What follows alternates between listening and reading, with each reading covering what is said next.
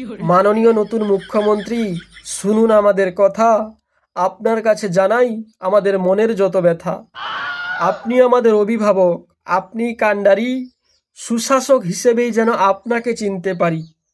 শিল্পীরা সব শিল্পী থাকুক, আপনি থাকুন কাজে।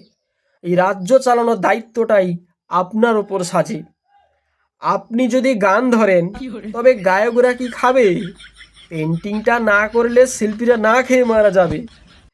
গাইতে যাবেন না গান কিংবা আঁকতে ছবি, সে কাজগুলো বরং করুক শিল্পী আর কবি। নাচ কিংবা মন্ত্রপাঠী দেবেন না কোনো মন, নইলে না খেতে পেয়ে কাঁদবে সাধারণ শিল্পীগণ।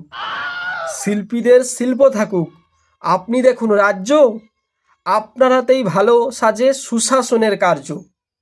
প্রতিভার এই লড়াই ছেড়ে জনসেবায় থাকুন, মুখ্যমন্ত্রী হয়ে আপনি রাজ্যের উন্নয়ন করুন। জয় হিন্দ, বন্দে মাতরম।